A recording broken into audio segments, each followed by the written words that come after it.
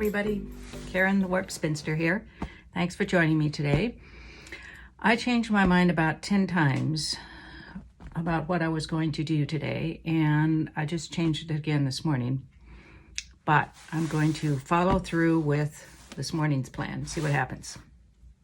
We are going to be dealing with scraps again, but this time we're going to be using strips.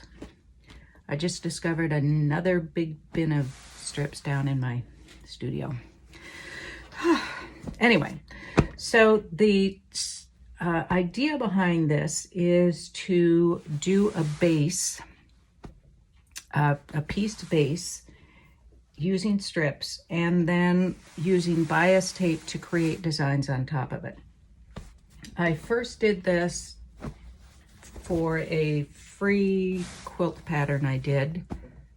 I'm not sure that's still on my website. I just updated my website. I will check that and send a link to it.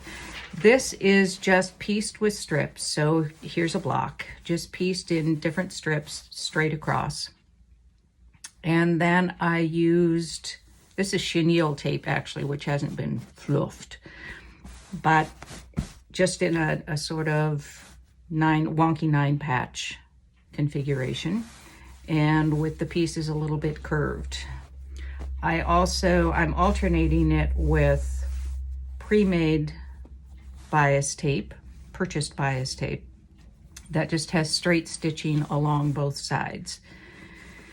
Because you may not wish to use chenille tape, if you are having it long arm quilted, this could easily get caught up in the presser foot, and you'd end up with all kinds of interesting things going on. So if you wanted to custom quilt it yourself, there would be ways around it, but this way would be perfectly fine for long arm quilting. Anyway, that's not what we're talking about today, but that's the general idea. And then I made a pattern called spaghetti straps, and I will post a photo up above, I hope, that will show you the quilt as a whole. But this uses the same sort of concept. Here I have actually used a zigzag stitch on the edge of the bias tape. This was not purchased bias tape. This is bias tape I made, and I'll show you how to do that easily, so don't worry about that. So that is spaghetti straps. And so what I want to do today is to do a little more modern take on that. So I want to use the strips to do a base block. This is one of the common ways to use strips in doing a strip quilt, string quilt, sometimes they're called. Strings are usually a little smaller, narrower than I have here. This is a batik one that I started. There are lots of wonderful patterns and books out there for doing string quilts or strip quilts, and I invite you to check those out because there's some really great ones out there. That's one that I've just started. Not just started. I started a long time ago. Who am I kidding? And I'm fairly far along. This isn't all the blocks I have, so I don't remember what I was going to do with it, but there's another UFO. So the first thing I'm going to do is to do a base block with these strips of mostly solid. I think I only have one print in there. Maybe I'll not use that one. Anyway, I'm going to create a base block sort of a cross between a string quilt and a crumb quilt.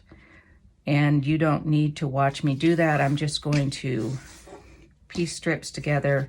I'm aiming for probably a, I don't know, 8 to 10 inch block, maybe 12, I don't know.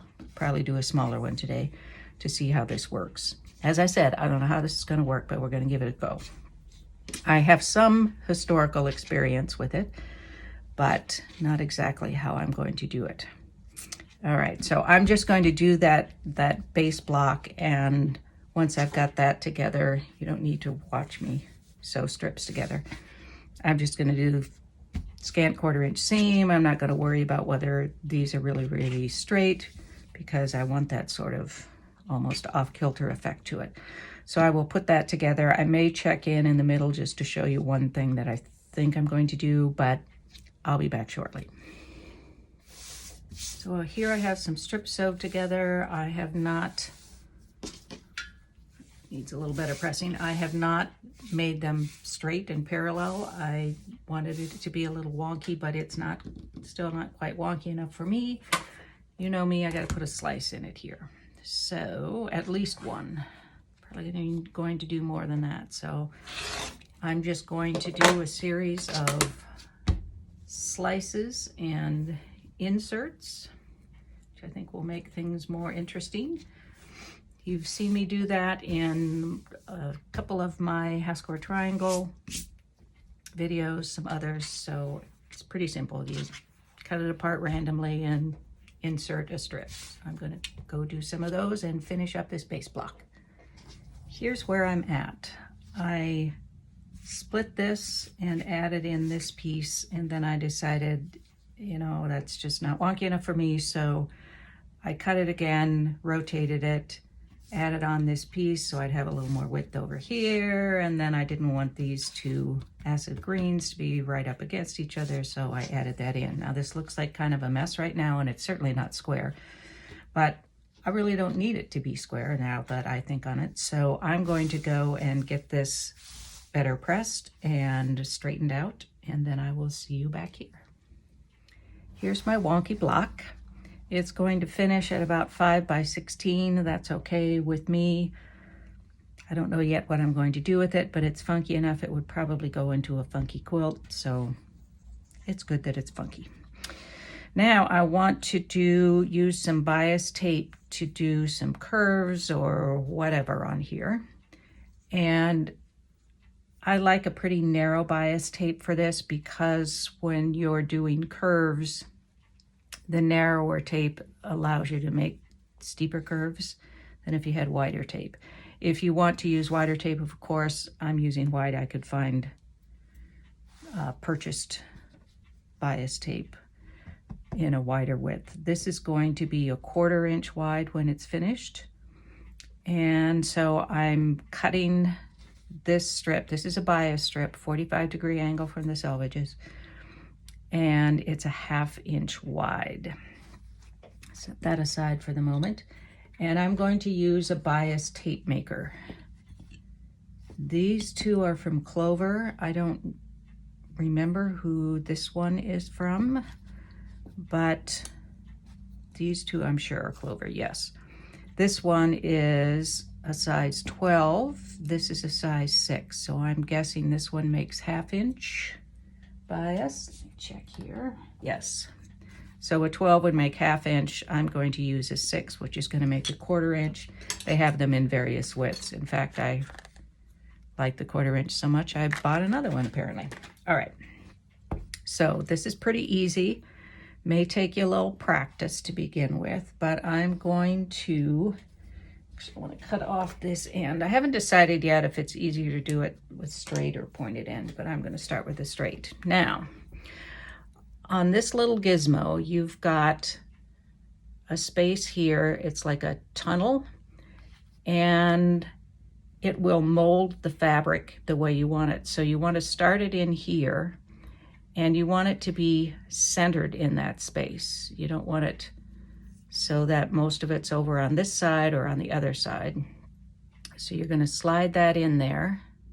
So I put it in that slot, and I'm pushing it through, and it's just starting to come through in this little cutout window. So I'm going to take a pin and coax it through the rest of the way. Just pull it on through, and it will start to come out at this end. Now, this side of it has little metal features that are curved in, and so they turn the fabric in as it comes through, and you get this bias. And as it comes through, you'll see that it makes this bias tape as it comes through, this lovely bias tape. Now, I have 2 jobs as I continue this. I'm right-handed, so I'm going to do it this way, and I've got the tape maker so that the folded part, the raw edges are on top. I think I may move this up a little bit. Easier to see the whole thing. Now,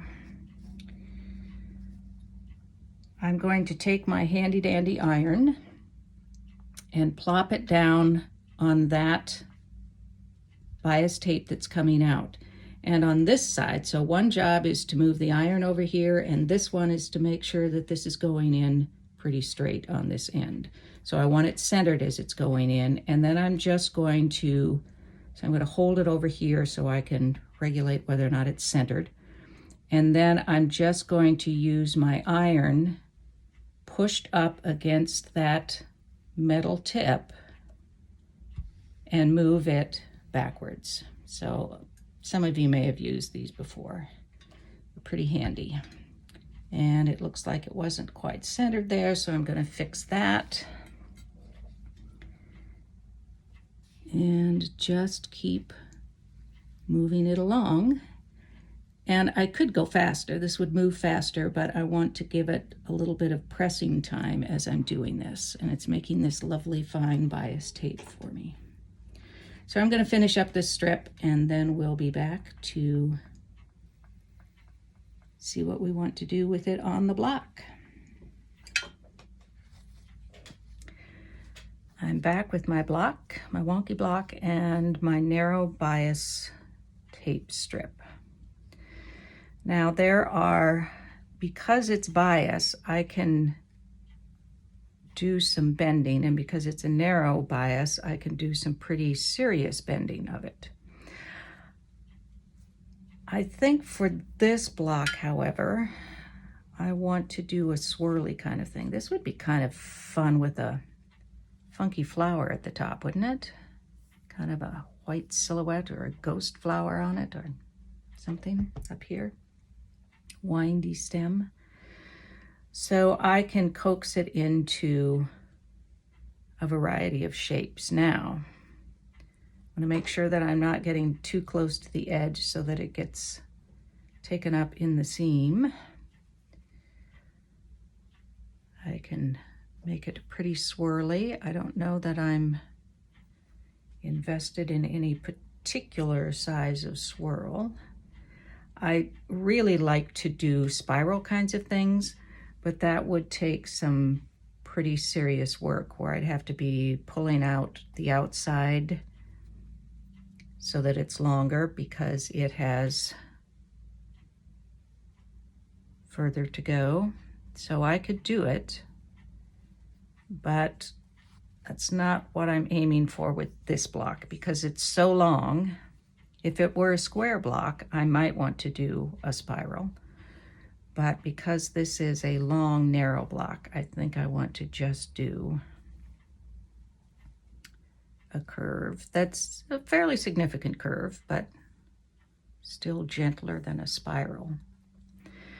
You can buy double-sided tape this width that you can send through at the same time as you send this through, and then you can use that to tack this down. I think I would probably use just a little bit of glue, like Roxanne's glue has that lovely fine tip on it. So you might use something like that. So then, now I might do another one and have it curve all around so it's this kind of sinuous flow. But before I decide that, I want to talk about securing this. On my quilt that I showed earlier, the spaghetti strap quilt, no, on this piece, sorry.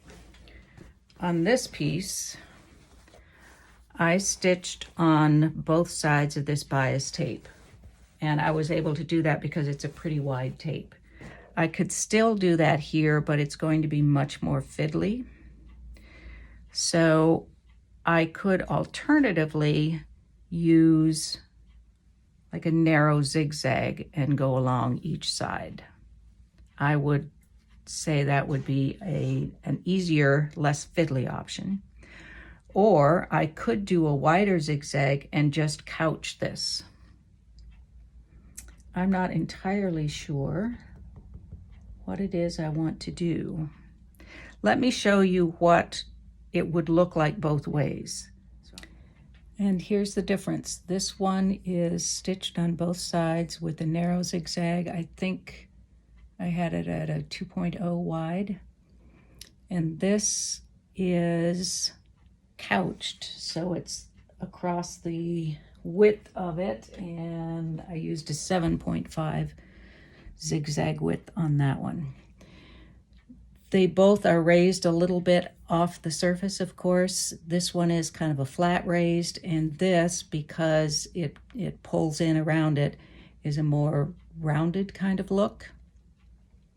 I might want to adjust tension just a little bit on that one, but it just depends on which look you prefer. I like this one on with stitching on both sides of the tape. That's going to take longer, and it's well, I don't know that it's any more fiddly. It's just twice as many seams that you're going to have to do. And I just like the look better for what I have in mind. You could also use a contrasting thread.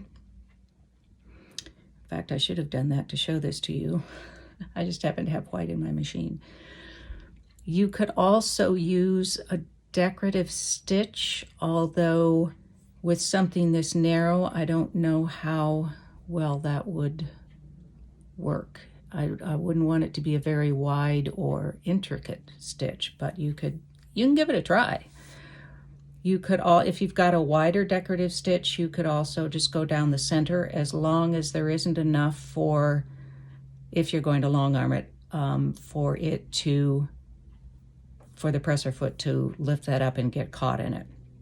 Unless you're going to custom quilt it yourself, of course, and then you can quilt around it in a fashion. But if you're doing it edge to edge, you want to make sure you don't have anything that the presser foot can get caught on.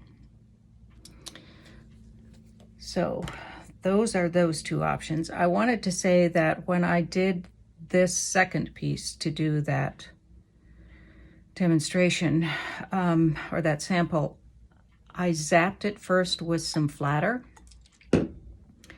and then pressed it with that, and that helped it go well, it didn't help it to go through the maker. That worked fine, but I think it held the press better as it came out when I was running the iron along it. So that's a thought. You could use best press as well. Flatter is I guess the least starchy, I think of as the three. So flatter is the least starchy. It isn't starch at all, but it's the least stiffening, I guess. Then best press to me is a little bit more so, and starch, I don't know that I don't use starch, so I don't know what to tell you about that. I think things are more drapable and easier to work with. With flatter is my first choice. Best press is my second. Flatter is pricier for sure. So that's that. Now back to this, and I think what I'm going to do is use a bit of glue stick, and this is going to be able to be washed out. The thing that I would point out is that if you're using a glue stick, then your needle's going to be going through that glue a lot, so you may have to change your needle, and you certainly would want to change it before you started another project. And you can be light with the glue. This is a pretty big stick, which could be dried out, which, wouldn't be too bad. I just need something to hold it in place while I stitch it. I don't want to do this on my wool mat. So I'm just going to do light bits as I go and see if that's going to hold. If it's not, then I think I have some Roxanne's glue down there. But you all may not have that. The advantage of Roxanne's is that you could run a bead right down the middle and your needle would not be catching that as it goes. I don't know how long I probably don't need all this. Let's see how this works. I have done it before, but it's been for wider tape. So this may be not so good. All right, so I think my glue stick was too dried out, to be honest with you. All right, so coming around here,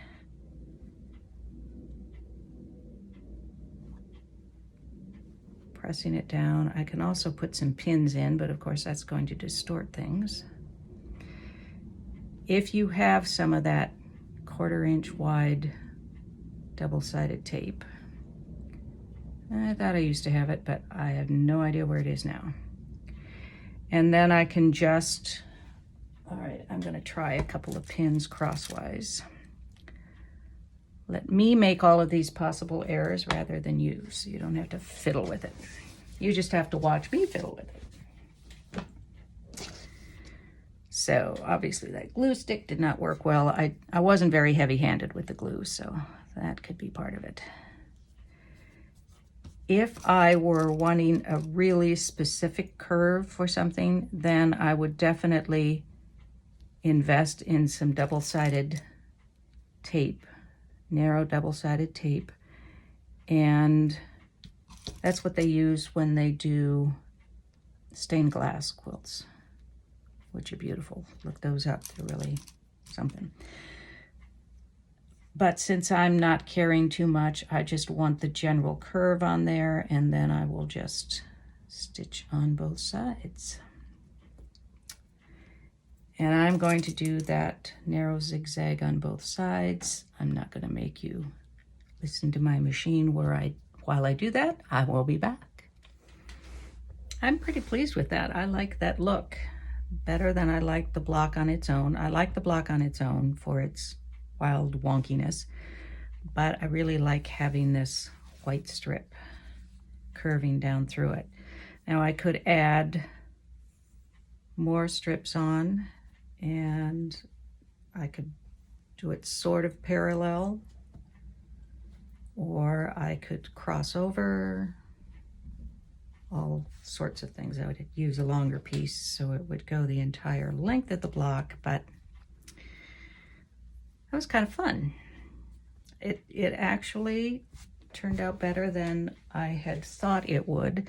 This was my first step. I wanted to try this because I was familiar with this process, having done it several times before in several different ways. But I like it.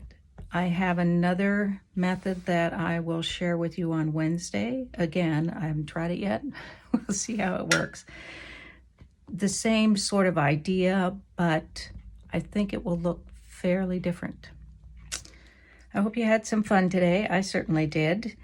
If you are not familiar with or haven't done any crumb quilting before, you can check out my video on doing crumb quilts. It's, I think, a little different from some that you'll see, but there are lots of great videos out there. I'll give a shout out to Mostly Quilts, Nora at Mostly Quilts. Thank you, Nora, by the way, for the shout out for the mystery quilt. I appreciate that. But she has a multi-part series on doing crumb quilts that's really good, and I think you'll enjoy her and her chats as well. Give these a try. I will link to this particular one. It's probably going to be on Amazon, but I encourage you to shop your local quilt shop first, or your fabric shop. Shop locally and at your local quilt shop whenever you can. But just so you know what to look for, I will link to that. That's it for today. On Wednesday, I will be doing another video with an alternative for this sort of thing. And I'm kind of looking forward to that and seeing how that turns out. Thanks for joining me. Thanks to all of you who are following me, and those of you who have subscribed in the past couple of weeks. It's been amazing and wonderful to see. Thank you so much. I hope I can continue to give you ideas and inspire you to play with fabric and design your own quilts. I will see you on Wednesday. In the meantime, be well, be happy, be quilting. Peace out.